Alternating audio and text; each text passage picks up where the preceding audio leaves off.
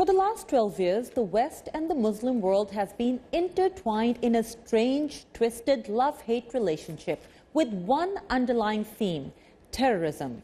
How has terrorism defined their views of each other, and how have these views evolved? Find out next on The Line.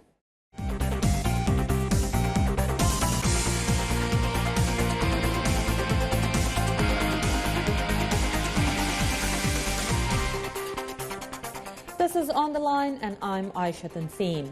This program is an effort to understand the real relationship between what is widely known as the West and what most call the Muslim world, and to explore the stereotypes surrounding this relationship and whether they hold in light of scientifically collected data.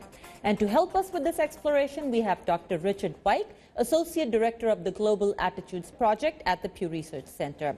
We'll discuss with him the last 10 years of data, research, surveys Pew has conducted to understand where we were and where we are headed.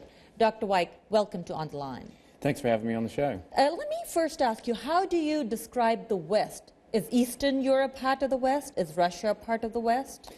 Yeah, the definition, of course, can vary a little bit, but we typically think of Europe and the United States broadly as the West. Of course, we have to remember these are general terms, and there are differences between Western countries, and that's one of the things that we like to look at, too. On some questions, the United States may look very different from Germany, say, so we try to look at that, too. And the Muslim world is an even broader term. What is the Muslim world? Is India a secular country? Are Indian Muslims part of this world? Are Muslims living in the U.S. part of this? Right, sure. As you suggest, the Muslim world's also hardly a monolithic thing. So what we try to do in our work is we do surveys all over the world, and we try to get a broad swath of predominantly Muslim nations in our surveys. So that might range from Senegal in West Africa to Indonesia and Southeast Asia, in order to get a variety of different views and look again at where are there similarities across these Muslim nations and where are there differences. Now, I know we in the media use these broad stroke terms because we're always trying to economize words. Why does Pew use it? Is there a scientific basis for it? Well, I think we probably use them for some of the same reasons that you do. You have to have kind of an economy of words, and you have to speak to people in terms that they understand. And I think these terms are broadly understood.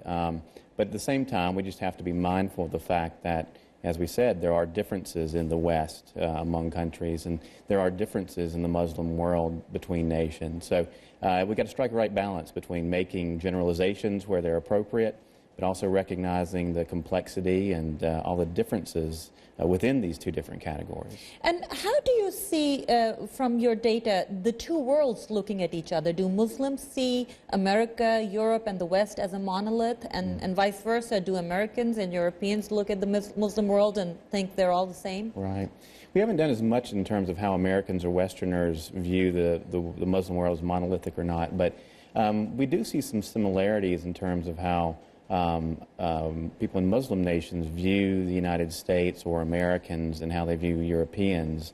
For instance, a couple of years ago we did a survey and found that pretty big numbers in many predominantly Muslim nations say that both Europeans and Americans are generally hostile towards Muslims. So, those numbers looked about the same when we asked about Europeans and when we asked about Americans. So that suggests there are a lot of similarities. I think one thing that is different, though, when you're talking about the United States is American power on the world stage. And, there are things like American foreign policy that people have very specific attitudes about, even American culture, American ideas. Because of America's role in world affairs, I think that there's some ways that America sort of stands out in the eyes not only of Muslims but of others around the world, just because of America's unique sort of place in the world and its power. Now, let me go back. The last 12 years have been very significant in the world because of the events of 9/11. And after that, the world's almost been divided into these broad stroke groups that we're talking about. So when you look at this world, and a phrase used to come up again and again, clash of civilizations, have you done anything on that? Do you see how people's views have evolved? Well, we have looked a lot at that. We see a lot of tensions and have over time between, again, the Muslim world and the West, to use these broad terms. I don't know that clash of civilizations is necessarily the right term to characterize that. For instance, a lot of people who used to make the argument about clash of civilizations would say that there was incompatibility between Islam and democracy, and that's not something we see at all in our data. But what we do see is that there are a lot of tensions between Muslim nations and the West, and that those are recognized in public opinion. We did a survey a couple of years ago and found that in Muslim countries and in Western countries there was a mutual perception that relations between the two were bad, and a lot of finger pointing about whose fault that was. Westerners were blaming Muslims, Muslims blaming Westerners. And there was a sense, too, that Muslim countries, one thing that there was agreement about, was that Muslim countries weren't economically as prosperous as they should be, for example. And again, you saw some finger pointing on those issues. A lot of people in Muslim countries saying that's the result of Western policies, not many Westerners holding that view. So overall, a real sense that there are tensions and some differences of opinion about whose fault that is. Do these people look at each other as different? And I'd be very interested in finding out, do these people, Muslims and Westerners, even though you can be a Westerner and a Muslim, sure, when they're living together, do they see each other as more different than, let's say, Chinese and Americans would, or other civilizations or societies and Westerners would? Sure. Well, it's a good question, and kind of a difficult one to answer. I think that we see some things in our data that shed some light on it. There's a sense, for example, in many European countries that the Muslim communities in those countries are not trying to integrate into the way of life of those nations. So there's a little bit of a sense of otherness, and that maybe the Muslim community in Germany or Spain or some other European countries isn't trying to become a part of the overall culture. And that's an issue that can lead to more negative views towards Muslims overall in those countries. So there's a little bit of a sense of that, I think, when you ask Europeans about the Muslim minorities in their countries. What about Americans? Americans overall, I don't think those issues are quite as strong in the United States. We did some surveys among Muslim Americans and found that in many ways, they were very integrated, a very sort of successful minority community within the country. So I think in some ways there's differences between the role of European Muslims in those communities within society and the role of American Muslims and how they fit into the broader American society. And do you see that reflected in the views of Americans about Muslims? Do Americans in general feel that Muslims have integrated with them in the society in general?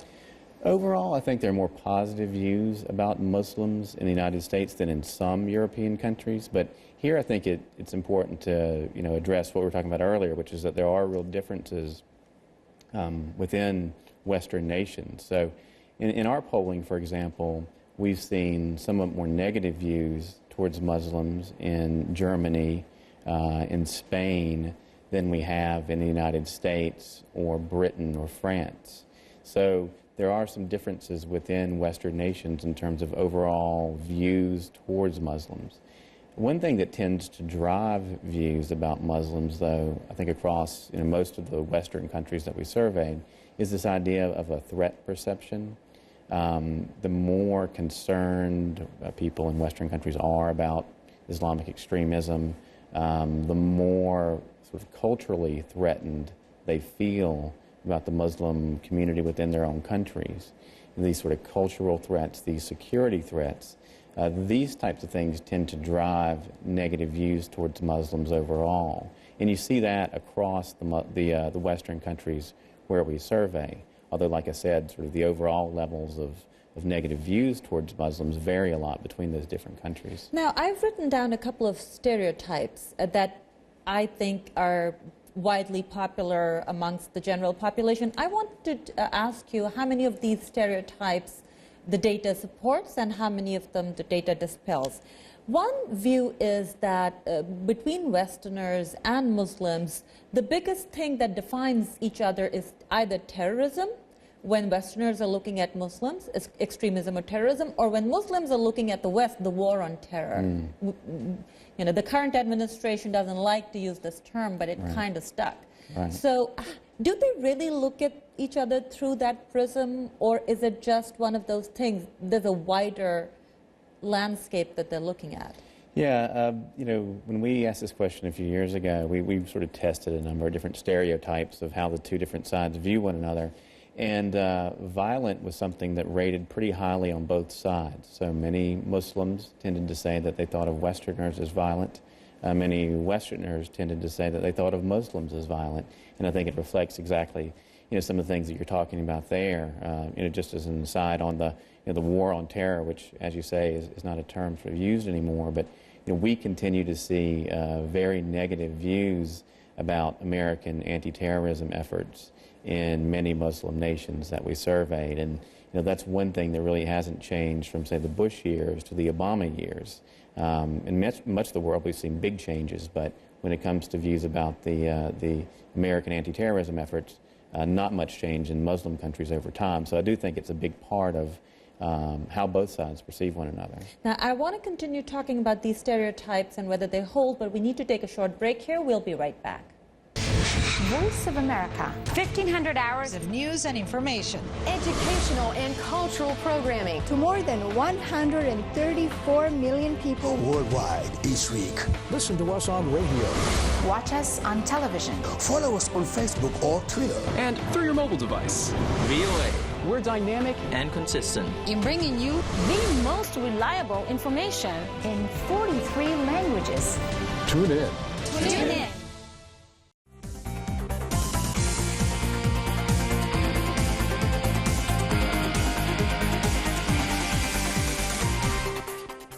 Welcome back to On the Line. I'm Aisha Tanseem. We are talking about the views of the West and the Muslim world about each other and how they're evolving. Our guest is Dr. Richard Wike, Associate Director of the Global Attitudes Project at the Pew Research Center.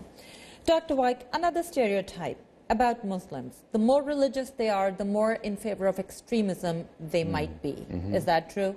We really haven't seen a lot of data supporting that in our surveys. You know, maybe it's true in one country or another, but in terms of a general pattern, we really haven't seen it.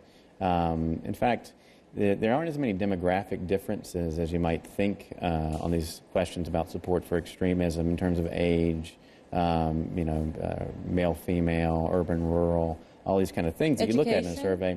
Not a lot. I mean, you see it in some places, but you don't consistently see it in our surveys. Another stereotype, Americans view Muslims unfavorably.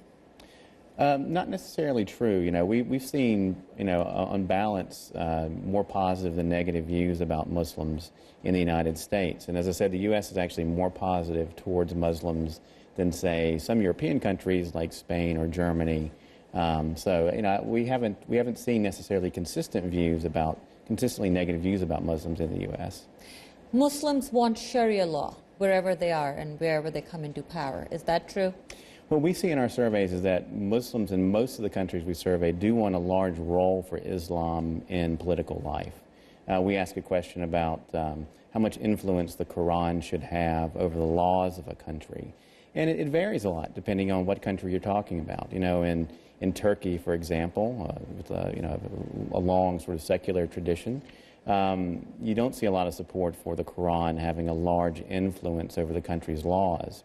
In Egypt, Pakistan, Jordan, many other countries, you have a majority saying that they want the Quran to have a, you know, very large influence over the laws of the country. So broadly, we do see people wanting a big role for religion in public life, but it's worth keeping in mind that it varies a lot from country to country.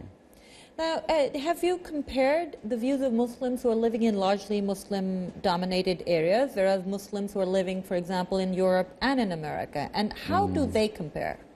Well, we've done a little bit of survey work on that. It's difficult because it's just difficult to survey sort of minority communities within a country, but overall we find that the American Muslim community is sort of a bit more integrated into society, a bit happier about their role in society than what we've seen among the European Muslim community.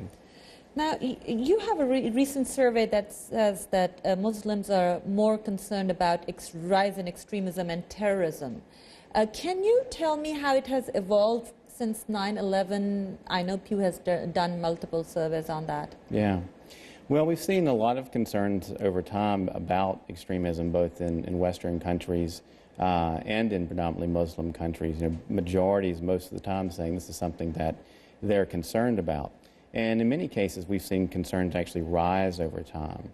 A lot of the time, I think it has to do with what's going on in a country. For example, a few years ago, when the Taliban's strength was growing within Pakistan, you saw concerns about extremism rise quite a bit. You saw attitudes about al-Qaeda and the Taliban turn very negative. So a lot of the times people are reacting a lot to what's going on, you know, within their country.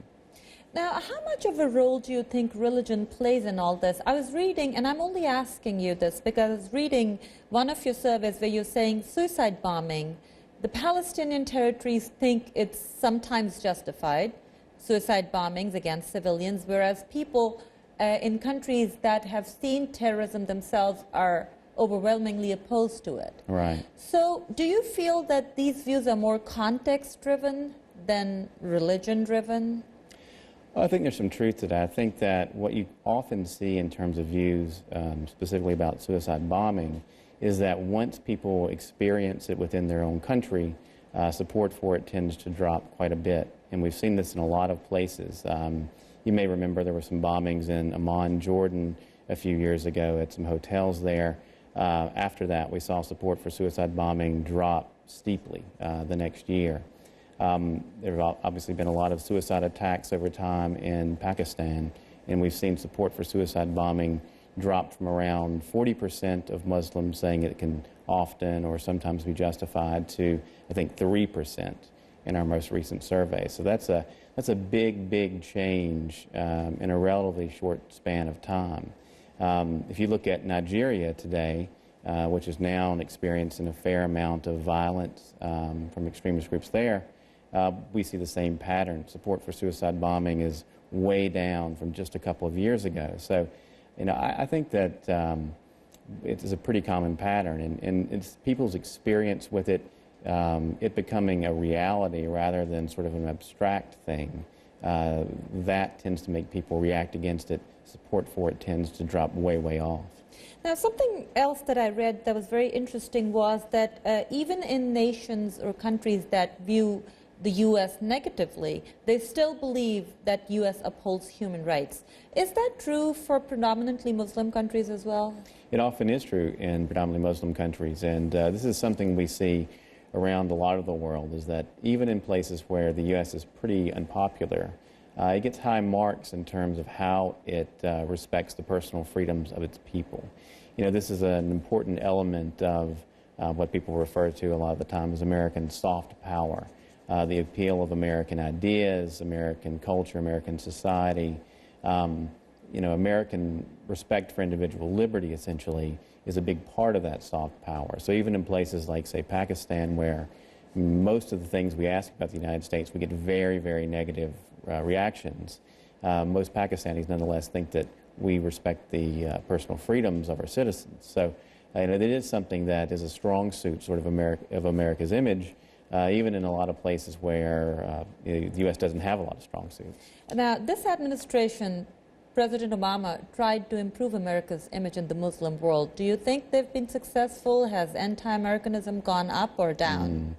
Well, it's maybe improved a little bit in some places, but overall, a lot of the countries where America had some image challenges back during the Bush years, those image challenges remain, particularly places like Turkey, Pakistan, Egypt, Jordan, Palestinian territories. In all of these places, we continue to see very low ratings for the United States overall. When President Obama came into office, he was more popular than Bush had been. Of course, he made the famous Cairo address in June 2009, and you know, our data showed that that was well received, for example, in the Palestinian territories. So he might have started off making a little bit of progress, but the overall ratings have stayed pretty low. And a lot of the things that people in these predominantly Muslim nations did not like about American foreign policy in the Bush years, you know, they still don't like today. So American anti-terrorism efforts, There's a sense that the U.S. kind of doesn't listen to people in these countries.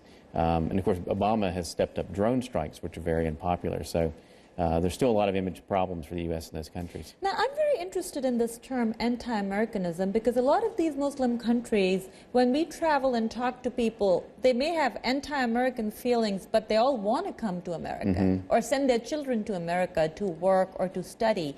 So what are we missing in the picture? Yeah. Well, you know, anti-Americanism is another one of these sort of broad terms that you often have to use to characterize something, but it's very complex in terms of how people view the United States. Quite often the same person will like a lot of things about the U.S. and dislike a lot of things. So what we try to do in our survey work is we try to ask people a lot of different questions about different aspects of the U.S. You know, people might not like American foreign policy in some ways, but they like American popular culture, or they like American ideas about business. They like American-style democracy. U.S. science and technology, for example, and you know, the scientific and technological advances that the U.S. have had is something that's broadly admired in almost all the countries that we survey. So you're right in that it's a complex thing, America, and we have to ask a lot of questions about it to try and get at all those different aspects of how people see it. And do you think, very quickly, I have 10 seconds, do you think it translates? Does the public understand on both sides that there are nuances? I think they do understand some nuances. And what we try to do in our surveys is try to understand those same nuances through our survey questions. Well, thanks a lot. I'm afraid that's all the time we have for today. I want to thank our guest, Dr. Richard Wike, Associate Director of the Global Attitudes Project at the Pew Research Center. And thank you for joining us. Please send us your questions or comments or watch our past shows on our website, voanews.com/ontheline. We look forward to hearing from you and hope you'll join us again next week for another episode of On the Line.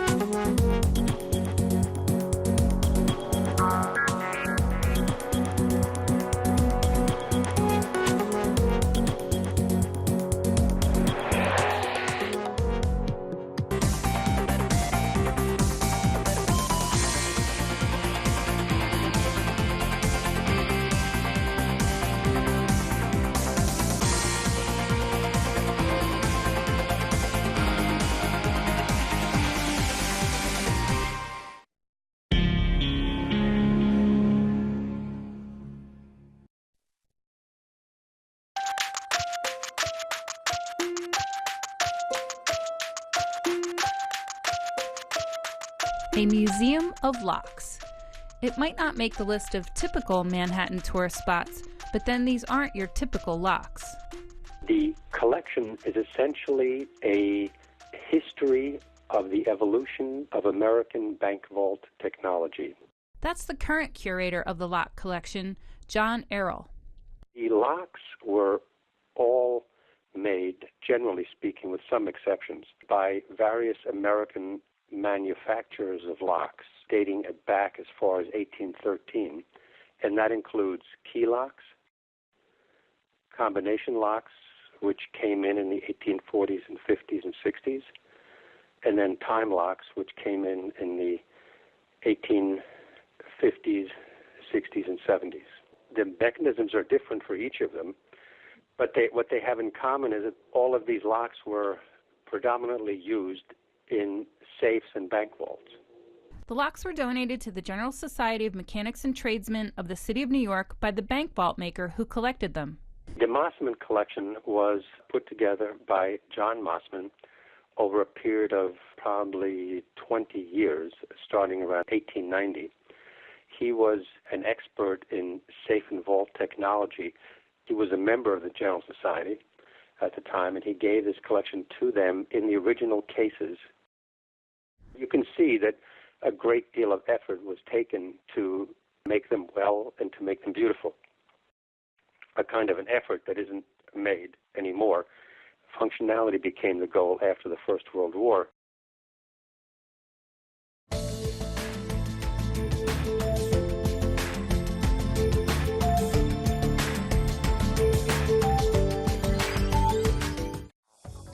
Schools and office buildings are the world's biggest producers of electronic waste. It is important for any school or business to pursue the correct avenues for e-waste disposal so that discarded devices don't finish up in landfills or solid waste streams to be broken down in environmentally irresponsible ways.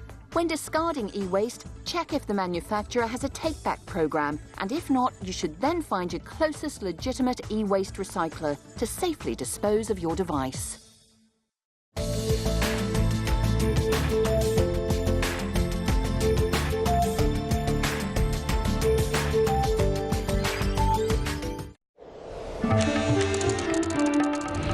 Hi, I am Bebe Su with VOA's Mandarin service. Raising children has both its rewards and challenges. This is the story of Tom and Mary Ellen Clark, who live here in the United States. They had 3 children and then adopted 6 more. Each of them has special needs, physical or mental challenges. But all in this remarkable family focused on what they can accomplish. Check this out. The 2 oldest children are on their own, but it's still a full house with 4 girls and 3 boys. Tom Clark runs a car dealership, and daughter Abby helps out in the office. She's the youngest of the Clark's biological children and was born with Down syndrome. She doesn't really require any supervision. She does great just doing things on her own, and she knows what to do, and if she ever has a problem, she knows who she can talk to. The Clarks adopted Alyssa, who also has Down syndrome. She would like to work with young children someday and takes a class on the subject. Alyssa also helps in the school cafeteria, which teaches her responsibility and self-sufficiency. And the ultimate goal is that if employers can see what she can do, if she's given that opportunity to show what she can do, then an employer will take her and hire her upon graduation. It's Talbot. Son Talbot is so good in math that he helps out other students in class. Like adopted brother Travis, also 10 years old, his Chinese parents gave him up because he was born with only one hand. The role model is brother Tyler, the first child the Clarks adopted. He's at university now. Amelia is the youngest child. The Clarks say they wanted a big family, but was this the plan? Not in our minds, no. No, it's just the way it happened. And we're both Christians, and we totally feel that this was just God's plan for our family, because we did not set out to adopt special needs children. I wish I could say we did, because it would sound nicer, but we didn't. The children are encouraged despite their challenges. I like writing. Annie won a prize for penmanship last year. She also can dress by herself, knit, and use a smartphone. Annie has goals. Just keep doing my best and become a teacher and a writer. Annie says she sometimes wishes she had hands, but the Clarks have taught their children to focus on what they can do. It seems they can accomplish anything they want. Su Li and Bebe Su, VOA Mandarin Service.